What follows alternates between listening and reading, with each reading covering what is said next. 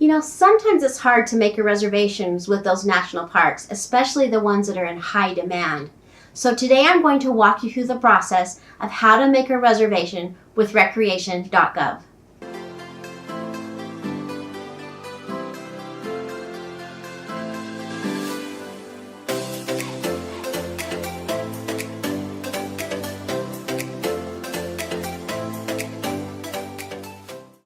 Okay, so today I am going to show you how to make a reservation with Recreation.Gov. So let's go ahead and get to their website and I'll walk you through the process.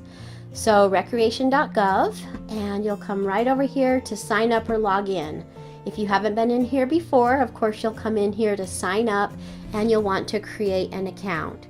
Now it's really important that you have your account created before you try to make a reservation, because if you're trying to make a reservation and this isn't all set up, it could delay you in getting the site that you want when you go to book a reservation. So get this all set up in advance and then just go ahead and log in.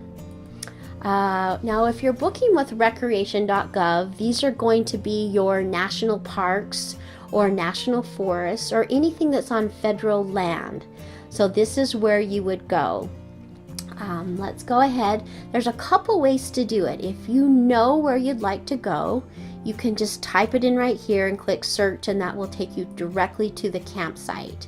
Now if you're not sure, you're not a big camper, you're not sure what's out there, it's really nice because you can come over here and click search camping. So we'll go ahead and do that. Now one thing, when you sign up for your account, Recreation.Gov sends a pop-up that says, will you allow us to know your location? By clicking yes, that will go ahead and tell them where you're at and will pull up sites that are close to you or around your location. So here are all the sites around where I live. It shows 1 to 300, so there are a lot. Now coming over here, you can also see it in map view. So, you know, if you kind of know about where you want to head, you could just come over here and just go ahead and click one of those. It will say this is Mill Hollow, and Mill Hollow will pull up right over here on the left. This right here will show you all the details about the individual campground. It looks like there's 28 campsites, and then you can go in here and view the details of that campsite. So super, super helpful. Now let's say you know where you want to go. Let's go ahead and let's just type in, let's say we want to go to Mirror Lake. That's up in the Uintas. We always go there every summer. It is fabulous, super, super beautiful. It's got the big pine trees and a beautiful lake. Let's go ahead and look in here. It's showing there's 79 sites that you could camp at. Go ahead and click details and we'll get in there. So here we are, and this is showing the site. You can see how beautiful it is. It kind of gives you an overview of the lake. It looks like it's 10,400 feet, what the campground allows. If you go in here, need to know, this will give you more specific details. So showing there's no electric water or sewer hookups, which is good to know. If you have an extra vehicle, you will probably be charged a fee. No motorboats allowed on this lake. This is good to know. You'd hate to get up there with a big boat and not be able to take it out on the lake. That's one of the things I like about this lake, though, is that it's just nice and quiet and quaint, and there's a lot of paddle boards and kayaks and canoes, and it's just a fun lake. So let's go ahead and let's search the check availability. Now one thing with Recreation.Gov is that you can book out 6 months in advance. Now if you are trying to get a high demand site, you will want to be booking the day those reservations open up. Now there is an exception, and it's Yosemite National Park, and because the demand for that is so high, they do open up the reservations sooner. So let's go ahead and let's get in. Today, if you look down here in the corner, it is January 26th, which is showing I can book now July the 26th. That would be the first day it would be open to book reservations. So let's go maybe July 24th, a couple days, and see where we are at.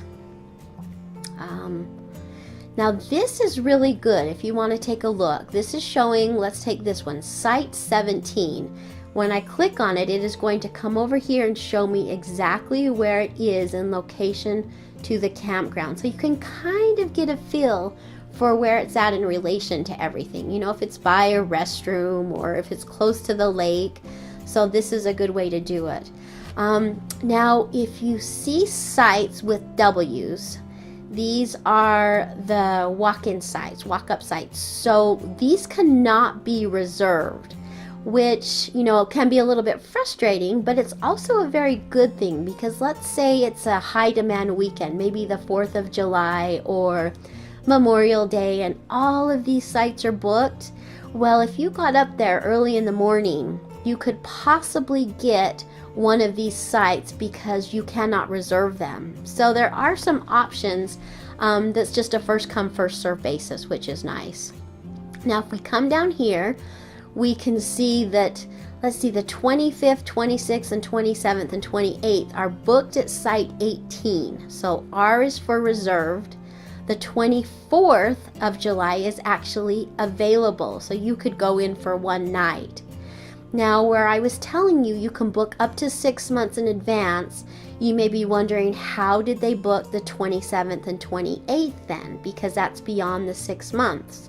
Well, with it being the 26th, you can, once you book the 26th, you can book anywhere from there on in consecutive amounts. So that's why they've got the 27th already and the 28th. So if you are hoping to get Site 18, and you wanted to try to book it for the 27th, so you know you can't get on until tomorrow, which is the 27th of January, it's already going to be gone. That's because they've gone ahead and they've booked earlier and they've already taken those sites. But if that kind of gives you a little bit of an idea, as you scroll down, you can see that Site 20 is available. Today's the 26th, so if you wanted it for tomorrow morning, like a Saturday and Sunday, 27th and 28th of July, you could get on the computer tomorrow morning, 8 a.m. Mountain, 10 a.m. Eastern, and you could book this site. You could book it for Saturday, Sunday, Monday, anything from then on out, as long as it was consecutive. So let's go ahead and take a look at a site. Here is, let's see, Site 48, it looks like that's reserved, so that would be open tomorrow if we wanted to go ahead and book it. And that is showing right over here where Site 48 is. And so I hope that helps you in the process. Let's go ahead and find one that's open. Here's one that's available. Let's go ahead and click on it. So we'll book now, and that will take us to the booking window. Now, one thing with Recreation.Gov is you do have 15 minutes. If you look up here, you have 15 minutes to go ahead and finish booking your reservation. So here we are at the cart, and from here it's kind of self-explanatory. It's $31 a night.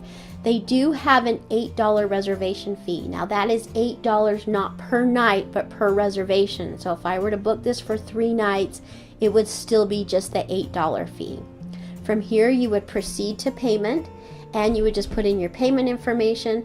One thing that Recreation.Gov does do is they will send you an email with your confirmation and everything about your site.